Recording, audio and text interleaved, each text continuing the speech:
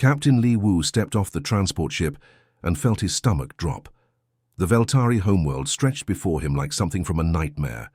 Purple skies swirled with 3 different suns, and massive crystal towers pierced the clouds, like giant needles. He had trained for this moment for 2 years, but nothing could have prepared him for the real thing. "Stay close to me," whispered Park Jin, his second in command. "Remember what the briefing said. These aliens don't like weakness." Wu nodded and adjusted his diplomatic uniform.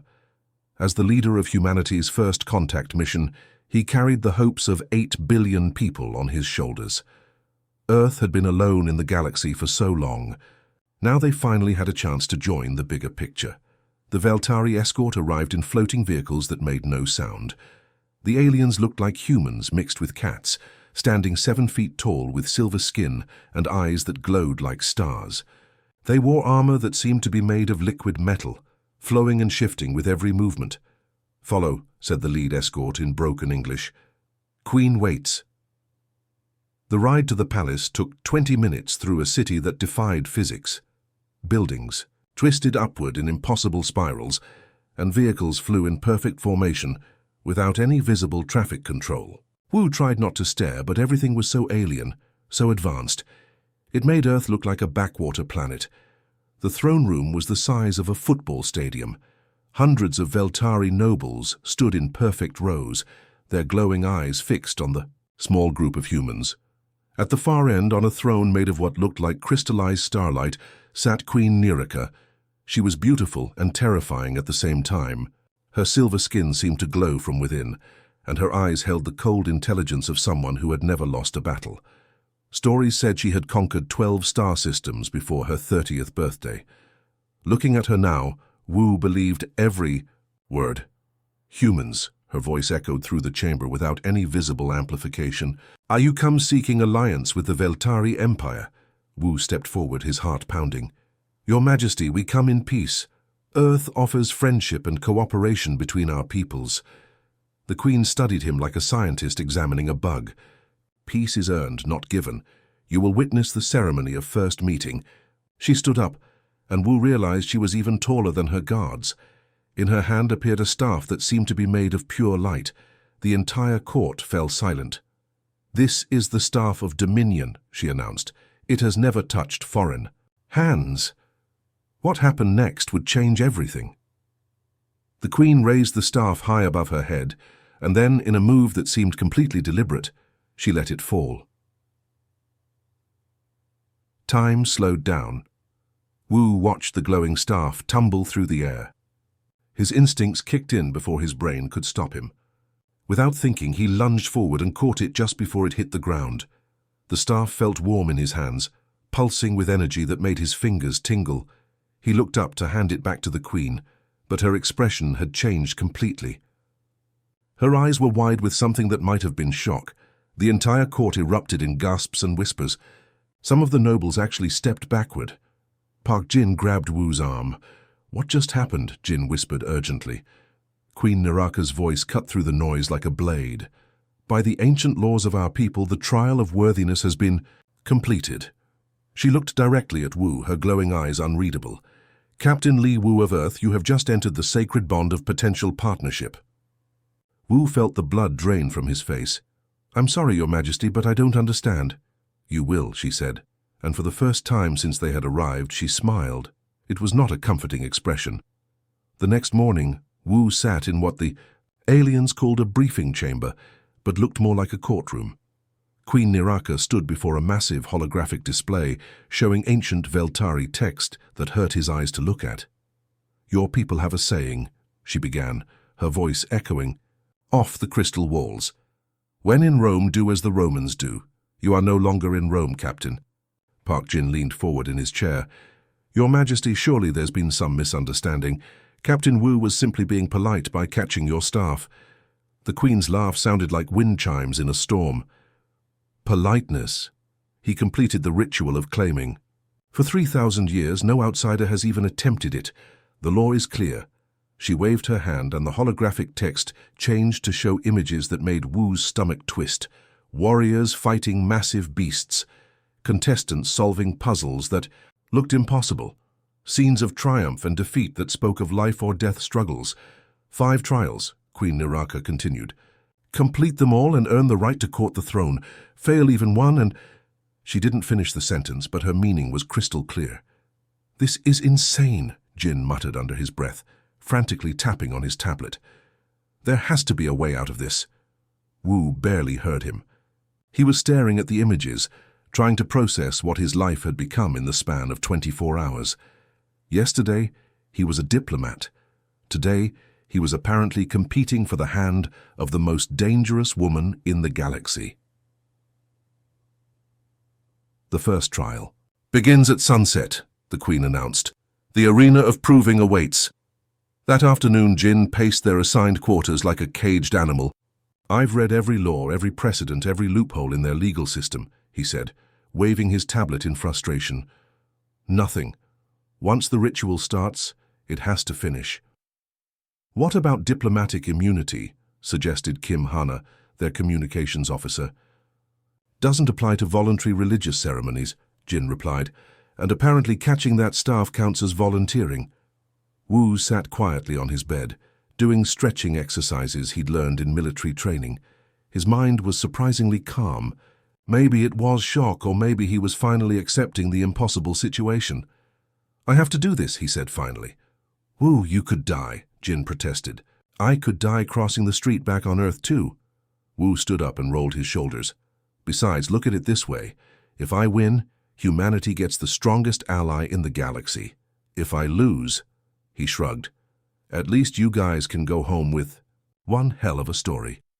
The arena was exactly what Wu expected from a warrior culture. Massive stone walls surrounded a circular fighting pit filled with sand. Thousands of Veltari spectators filled the seats, their glowing eyes creating a constellation in the darkening evening. The Queen sat on a raised platform, watching with the intensity of a hawk studying its prey. For the first trial, announced, a voice that seemed to come from everywhere at once. The candidate must survive against 3 Veltari honor guards for the duration of 1 solar cycle. 3 warriors entered the arena from the opposite side. They moved like liquid mercury, their armor shifting and adapting with each step. Each carried weapons that hummed with energy, and their eyes burned with the light of professional killers. Wu had no weapons, no armor, just his uniform and whatever he could figure out in the next few seconds. The horn sounded. The first warrior rushed him with a blade that left trails of fire in the air. Wu did something the alien had never seen before. Instead of meeting the attack head-on or trying to dodge sideways, he ran straight at the nearest wall. At the last second, he jumped, planted 1 foot against the stone, and launched himself up and over the warrior's head. The confused alien spun around just in time to see Wu land behind him and roll away. The crowd gasped. Parkour wasn't something that existed in Veltari culture. The second warrior tried a different approach, coming in low with a sweeping attack. Wu used the arena wall again, this time bouncing between 2 surfaces to change direction mid-air in a way that defied the alien's understanding of combat. For the next hour, Wu turned the arena into his playground. He wall-ran, vaulted, and flowed around obstacles that weren't there, using human movement techniques that made the Veltari warriors look clumsy and predictable. When the horn sounded to end the trial, all 3 warriors were exhausted and frustrated. Wu was tired but uninjured. The arena fell silent. Then slowly the Queen began to clap. The sound echoed like thunder, and soon the entire stadium was on their feet, cheering for the strange human who fought like he was dancing. Wu looked up at Queen Niraka and saw something new in her glowing eyes. Respect. General Cortex stood in the shadows of the palace war room, his silver skin darker than usual with anger. Around him, 5 of his most trusted officers waited for orders. The holographic display showed footage from yesterday's arena trial, replaying the moment when the human had defied every law of proper combat. "This is madness," Cortex growled, his voice like grinding metal. 3,000 years of tradition, thrown away for some primitive alien who jumps around like a child. "The Queen seems interested in him," offered Colonel Vextar carefully. "Interested?" Cortex slammed his fist on the table, making the other officers flinch. "She's being seduced by his strange ways. Mark my words, this human will be the downfall of our empire." He turned to face his subordinates, his eyes glowing with cold fury. "The trials are ancient law. We cannot stop them, but we can make sure this Li Wu understands the price of failure." Meanwhile, in the palace library, Wu sat across from Queen Niraka at a table covered with what looked like three-dimensional chess pieces made of light. The second trial was called the Test of Strategy, and it was giving him a headache. "The objective is simple," the Queen explained, moving one of her glowing pieces across the floating board. "Control the center while protecting your core positions. Most candidates spend days learning the basic rules." Wu studied the board, trying to make sense of the alien game. It was like chess, but in 3 dimensions with pieces that could change function based on their position. Every move created new possibilities and new threats. "How long do I have?" he asked. "As long as you need," she replied, though most who take more than 6 hours are eliminated from the trials permanently. Wu nodded and made his first move.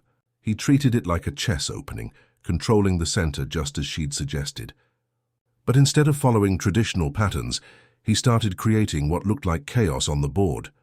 The Queen watched with growing fascination as Wu sacrificed pieces that seemed valuable to gain positions that looked worthless. His strategy made no sense according to Veltari military doctrine. "You're giving me your strongest defenders," she pointed out after his 10th move. "Am I?" Wu smiled and moved another piece. "Check." Queen Niraka stared at the board. Somehow, while she'd been capturing his sacrificed pieces, he'd created a pattern that threatened her core position from 6 different angles. She'd never seen anything like it. "How did you—" she began, then stopped. Her military training kicked in, and she started calculating responses. For the next 4 hours, they played in intense silence. Every time the Queen thought she understood his strategy, Wu would do something completely unexpected. He turned defense into attack, made weakness look like strength, and won battles by avoiding them entirely.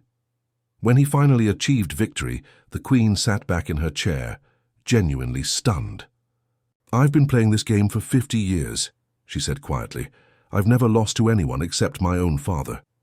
"It's just chess principles," Wu replied, though he was sweating from the mental effort. "Control the center, develop your pieces. Think 3 moves ahead. Chess, a human game, pretty similar to this, actually." That evening, instead of returning to his quarters, Wu found himself walking through the palace gardens with Queen Niraka. The alien plants glowed softly in the darkness, creating an atmosphere that was both beautiful and otherworldly. "Tell me about Earth," she said, as they walked past a fountain that sang with musical water. "It's smaller than this," Wu admitted. "We don't have crystal cities or flying cars. Most of our buildings are made of concrete and steel. But you have chess. We have lots of games: chess, checkers, poker, video games. Humans love competition." The Queen was quiet for a moment. "Our children are taught warfare from birth. Every lesson, every story, every song is about conquest and dominance. What are human children taught?" Wu thought about his own childhood. To be curious, I guess. To ask questions, to try new things even if they might not work. "And that's how you—" "One today. You tried something new." They walked in comfortable silence for a while. Finally, the Queen spoke again, her voice softer than he'd ever heard it. "My advisors think you're dangerous. Are they wrong?" She stopped walking and looked at him directly. "I'm beginning to think they're right, but not in the way they imagine." Before Wu could ask what she meant, General Cortex appeared from behind a cluster of glowing trees.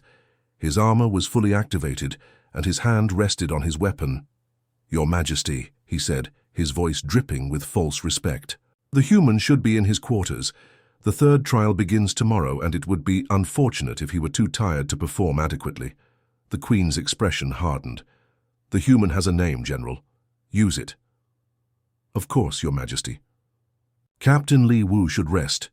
Wu felt the tension crackling between them like electricity. "It's okay," he said quickly. "I should get some sleep anyway." As he walked away, he heard the General's voice behind him, low and threatening. "Sleep well, human. Tomorrow's trial will test more than your creativity."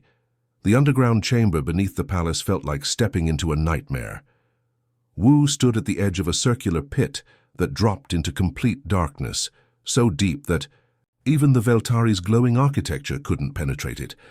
The air smelled like old metal, and something else he couldn't identify, something wild and dangerous. "The shadow beasts have been our test of courage for over a millennium," announced the trial master, an ancient Veltari whose scars told stories of countless battles. "They are creatures of pure instinct and hunger. No candidate has ever survived, by running or hiding."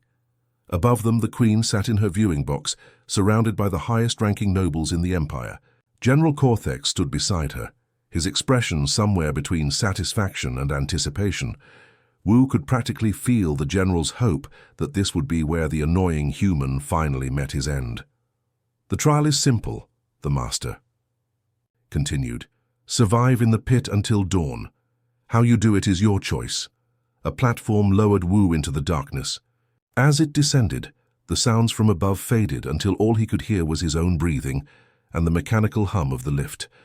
The deeper he went, the colder it became, and the stranger the smells grew. The platform stopped with a metallic clang that echoed in the blackness. Wu stepped off onto what felt like rough stone, and immediately the platform began rising without him. A few seconds later, even that small circle of light disappeared, leaving him in absolute darkness. For a moment, nothing happened.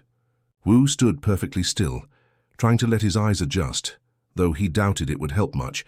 He'd been in dark places before during military training, but this was different. This darkness felt alive. Then he heard it.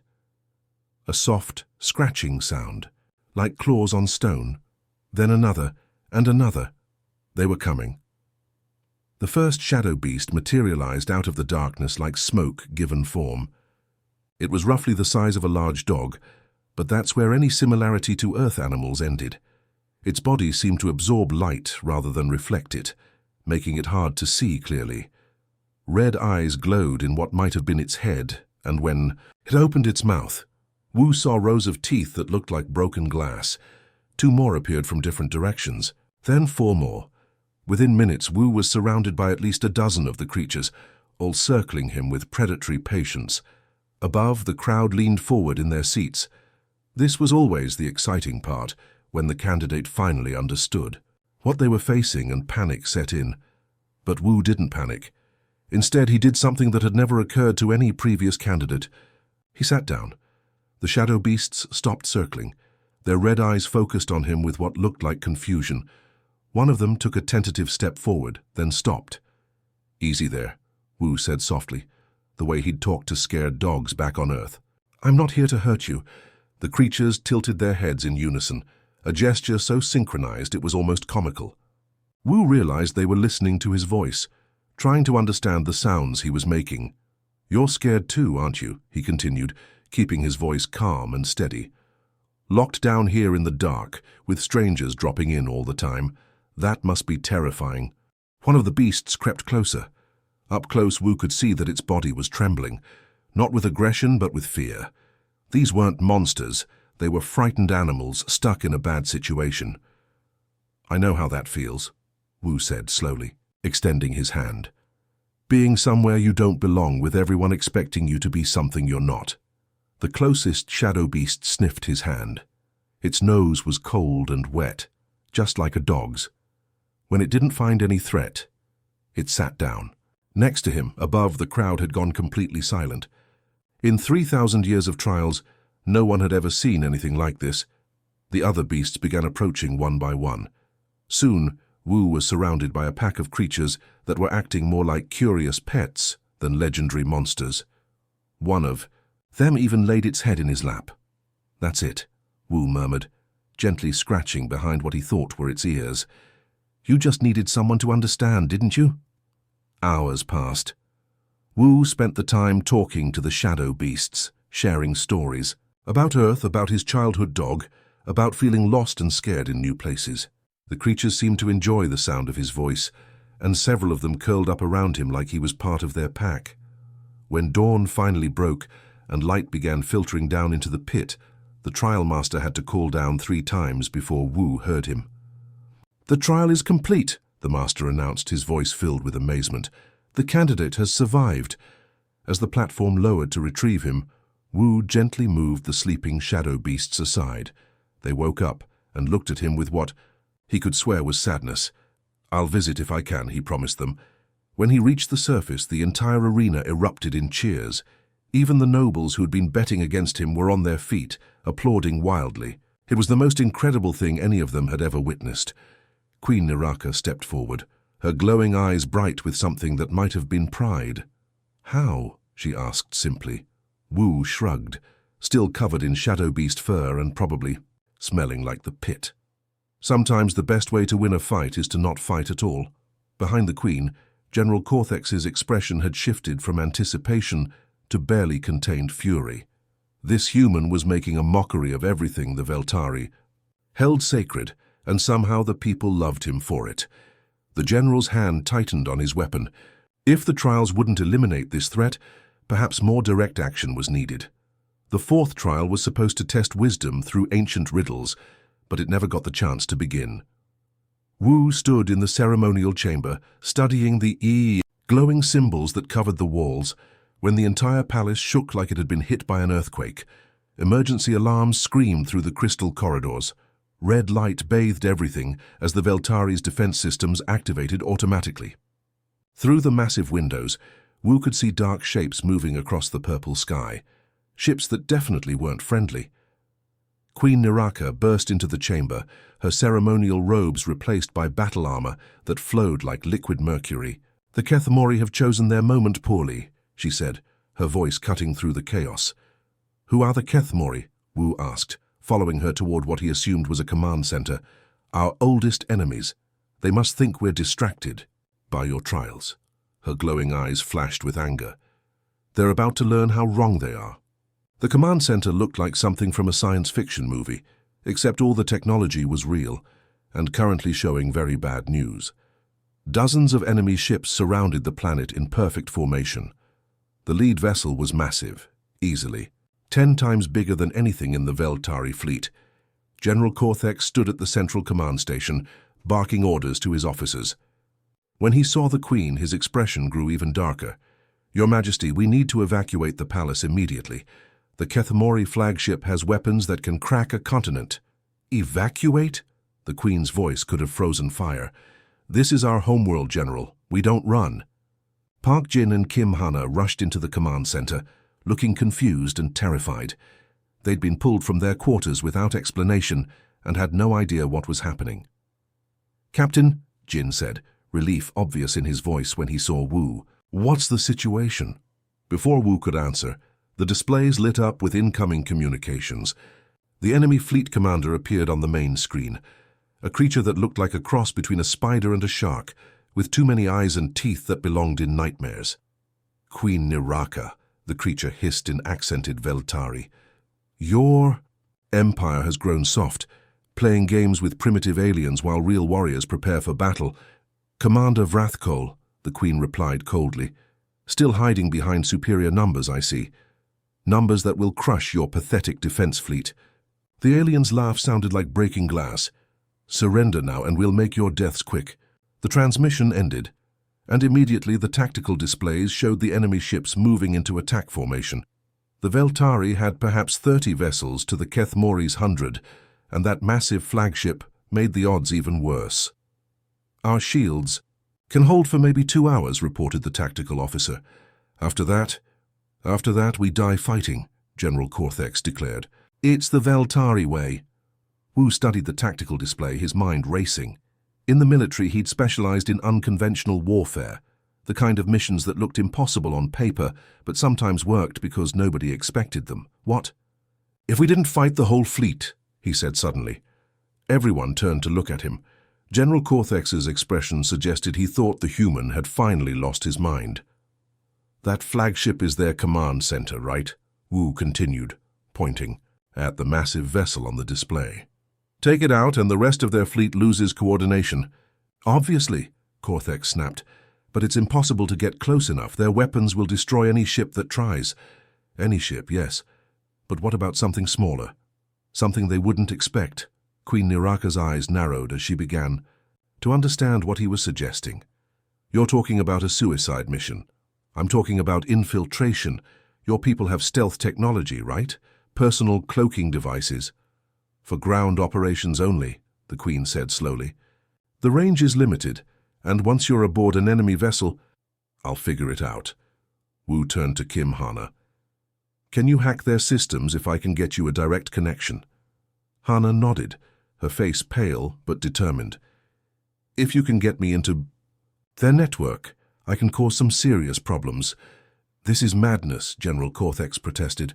One human against an entire warship? One human they won't be expecting, Wu corrected. They're focused on your fleet. They won't be watching for someone sneaking aboard through their cargo bays. The palace shook again as the first wave of enemy fire struck the planetary shields. Through the windows, they could see the defensive barrier flickering under the assault. Queen Naraka made her decision. Do it. 30 minutes later, Wu floated in space inside a modified escape pod, wearing Veltari stealth armor that made him nearly invisible to sensors. The enemy flagship loomed ahead like a metal mountain, its surface bristling with weapon systems that could level cities. In his earpiece, Kim Hana's voice provided guidance from the palace command center. I'm reading a cargo bay on the lower section. Looks like they're taking on supplies, probably stolen from merchant ships they captured. Copy that, Wu whispered, steering the tiny pod toward the opening. If this goes wrong, tell my mom I said hi. You're not dying today, Captain, Hana replied firmly. I've got your back. The cargo bay was massive and filled with confused activity. Kethmori crew members were hauling containers of supplies, paying no attention to the shadows, where a certain invisible human had just slipped inside. Wu activated his wrist communicator, sending a signal back to Hana. I'm in. Starting the hack now. Roger that. Give me 30 seconds to establish the connection. Above them, the battle for the Veltari homeworld was just beginning. But sometimes the biggest battles were won by the smallest actions, carried out by people brave enough to walk into the dark. As Wu crept through the enemy ship's corridors, he couldn't help but smile. 3 days ago, he'd been worried about making a good first impression on alien diplomats. Now he was about to save an entire planet, just another day in the life of humanity's strangest ambassador. The Kethmori flagship's main computer core was 3 levels down from the cargo bay, hidden behind enough security to stop an army. Unfortunately, for them they weren't dealing with an army. They were dealing with one very determined human who'd learned to think outside the box. Wu crawled through ventilation shafts that were barely wide enough for his shoulders, following the building. Schematics that Kim Hana had uploaded to his suit's display. The metal was cold against his chest, and every few minutes he had to stop and wait for patrol groups to pass below. How are you doing, Captain? Hana's voice crackled through his earpiece. Like a rat in a maze, Wu whispered back. But I'm getting close. Above them, the battle was intensifying. Through the ship's hull, he could hear the deep rumble of weapons firing and the occasional shudder when something hit their shields. The Veltari were putting up a good fight, but everyone knew they couldn't last much longer. The computer core was exactly what Wu expected from a species that looked like weaponized spiders, all sharp angles and surfaces that seemed designed to cut anyone who got too close. Banks of alien processors hummed with malevolent energy, their displays showing targeting data for the weapons currently hammering Queen Naraka's world. I'm at the core, Wu reported, pulling out the hacking device Hana had modified for him. It looked like a tablet crossed with a medical scanner, covered in blinking lights that probably meant something important. Perfect, Hana's voice was tight with concentration. Plug it into the central access port. I should be able to take control of their weapons systems from here. Wu found the port and connected the device. Immediately, alien text began scrolling across the screen faster than he could follow. You're in. Give me 2 minutes, Hana said. I'm going to turn their own weapons against them. That's when everything went wrong. Alarms started blaring throughout the ship. Emergency lights bathed everything in pulsing red, and Wu heard the sound of running feet echoing through the corridors outside. They found me, he said, drawing the energy weapon the Veltari had given him. It felt strange in his hands, too light and too perfectly balanced. 30 more seconds. Hana's voice was strained. I'm almost through their firewalls. The computer core's doors exploded inward. 6 Kethmori soldiers poured through, their weapons already firing. Wu dove behind a bank of processors as energy beams sizzled past his head, leaving smoking holes in the alien machinery. He returned fire more to keep them back than with any real hope of winning. 6 against 1 was bad odds in any language, and these weren't the frightened shadow beasts from the trial. These were professional killers who knew their ship better than he did. "Got it!" Hana shouted in his ear. "Their weapons are turning, on their own fleet." Through the ship's hull, Wu could hear the sound changing. Instead of outgoing fire, explosions were rocking the enemy vessels as their own weapon systems turned against them. Hana had done it. She'd given the Kethmori fleet a taste of their own medicine. But the soldiers in the computer core didn't care about the bigger battle. They cared about the human who'd just sabotaged their entire invasion. One of them got close enough to fire at point-blank range. Wu felt the energy beam burn across his chest, sending him sprawling behind his cover. His armor was tough, but not tough enough. He could feel blood spreading across his ribs. "Captain!" Hana's voice seemed to come from very far away. So it's reading critical damage." Wu tried to stand and nearly fell over. The room was spinning and he could taste copper in his mouth. Not good signs, but he wasn't done yet. The hacking device was still connected to the core, still sending Hana the access she needed. As long as it stayed connected, she could keep turning the enemy fleet against itself. All he had to do was protect it for a few more minutes, even if it killed him. Wu pulled out the 3 grenades from his belt, the ones the Veltari had given him for absolute emergencies. He figured this qualified. "Hana," he said, his voice weaker than he wanted it to be. "How much longer do you need?" 3 minutes for a complete system takeover. "Why?" "Because I'm about to make some noise." Wu activated all 3 grenades and rolled them toward the advancing soldiers. Then he grabbed the hacking device and held it against his chest, protecting it with his body. The explosions came one after another, shaking the entire ship. Emergency systems failed, lights went out, and in the darkness, Wu heard the sound of debris falling like deadly rain. When the emergency lighting came back on, the computer core was a disaster zone. Wu lay crumpled against the central processor, the hacking device still clutched in his hands and still blinking with activity. His breathing was shallow, and there was too much blood. But the connection held. "Done." Hana's voice was thick with tears. "The entire Kethmori fleet is disabled. Captain, can you hear me?" Wu tried to answer, but the words wouldn't come. The room was getting darker, and he could hear voices in the distance, probably rescue teams coming to find him.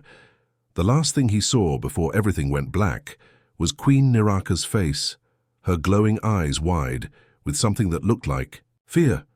She was kneeling beside him, her hands glowing with some kind of medical energy, and she was saying something in her own language that sounded almost like a prayer. When he woke up 3 days later in the Palace Medical Center, she was still there, still watching over him with the same expression. And for the first time since he'd met her, the most powerful woman in the galaxy looked completely, utterly vulnerable. "You're awake," she said softly. "Did we win?" His voice came out as a croak. "We won." She touched his hand gently. "You won." And, in that moment, both of them realized that somewhere between the trials and the battles, something had changed, something that would make the rest of the trials seem simple by comparison. 2 weeks after the battle, Wu could finally walk without feeling like his chest was on fire. The Veltari medical technology had healed his wounds faster than any Earth hospital could have managed, but he still moved carefully. Queen Niraka had visited him every day during his recovery, and their conversations had grown longer and more personal each time. Today was different. Today, she was going to address the entire galaxy. The Grand Assembly Hall could hold 50,000 beings, and every seat was filled. Representatives from dozens of worlds had come to hear what the Queen had to say about the human trials and the recent victory over the Kethmori. Floating cameras transmitted the event across the galaxy, reaching billions of viewers on thousands of planets. Wu sat in a place of honor near the front, flanked by Park Jin and Kim Hana.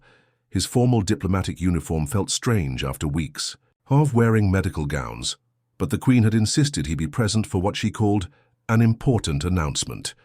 General Cortex stood with the other military advisors, his face carved from stone.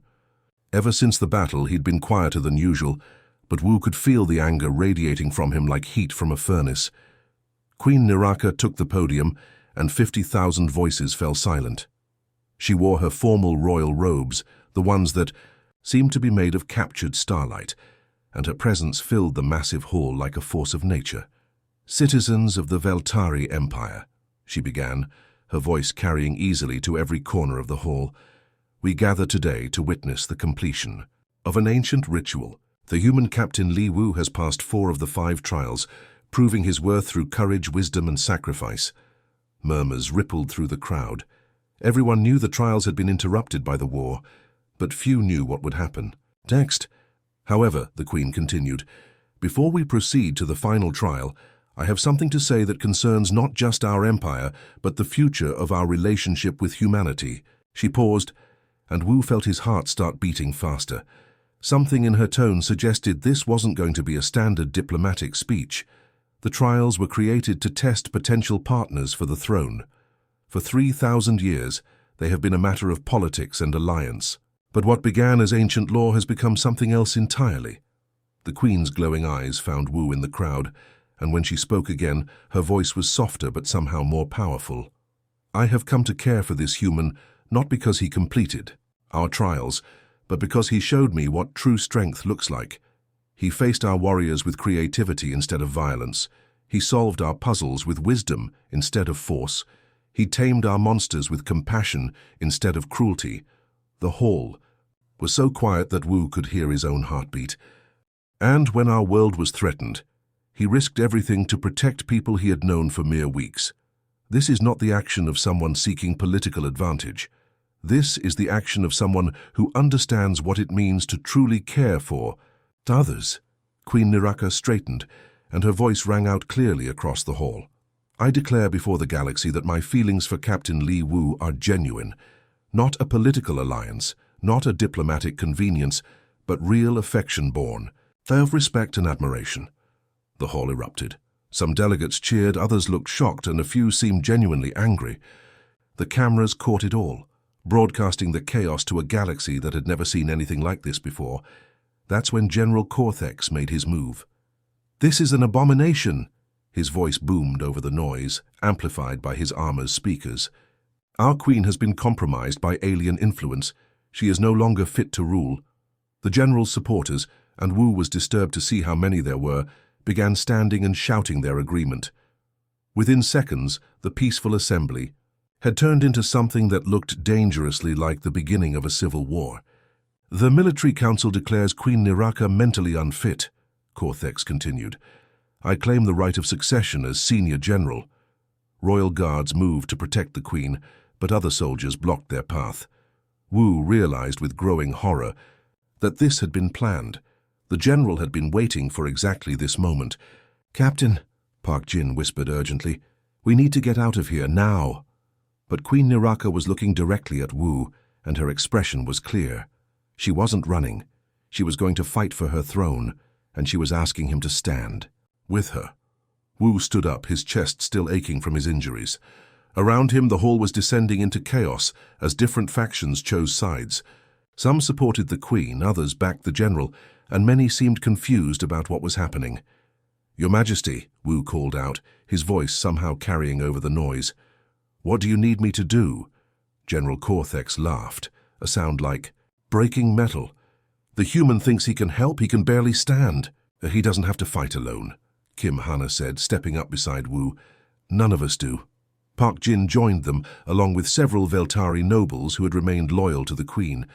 It wasn't much against a military coup, but it was a start. "Queen." Niraka smiled, and for a moment the chaos around them seemed to fade. "Then let's remind the galaxy what happens when you threaten the people we care about," she said. The battle for the Veltari throne was about to begin, and this time it would be fought not in the darkness of space, but in the light of day, with the entire galaxy watching. Wu flexed his hands, feeling strength returning to his wounded body. He'd survived alien trials, shadow beasts, and enemy warships. One angry general shouldn't be too much trouble. Retry Claude can make mistakes. Please double-check responses. The battle raged across multiple star systems. Captain Wu led the human forces while Queen Niraka commanded her mighty Veltari fleet. For the first time in history, humans and aliens fought side by side against a common enemy. The rebel Veltari had superior technology, but they hadn't counted on human ingenuity. When the rebels jammed all communication channels, Wu's team used old Morse code signals with light flashes between ships. The Veltari warriors were amazed. Such a primitive method, yet it worked perfectly. During one crucial battle near a dying star, the rebels trapped the Allied fleet in an energy net. The Veltari weapons couldn't break through. But Wu remembered something from Earth's history. "Your Majesty, what if we don't try to break the net? What if we use it against them?" Queen Niraka's 4 eyes blinked in confusion. "Explain, human. On Earth we have a martial art called judo. You use your enemy's strength against them. If we reverse our engines at the exact moment they tighten the net, the recoil should snap back at their ships." It was crazy, but it worked. The rebel ships were caught in their own trap, spinning helplessly in space. The Veltari warriors made quick work of capturing them after that. As the war continued, both species learned from each other. The Veltari taught humans how to enhance their weapons with crystal technology. Humans showed the Veltari the power of unpredictable tactics and thinking outside the box. One young Veltari warrior couldn't believe what he was seeing. "The humans use chaos as a weapon. They do things that make no sense, and somehow it works." Wu overheard and smiled. "That's because we grew up on a world where nothing was certain. Earthquakes, storms, predators. We learned to adapt or die. Now that adaptability is our greatest strength." The final battle took place above the Veltari homeworld.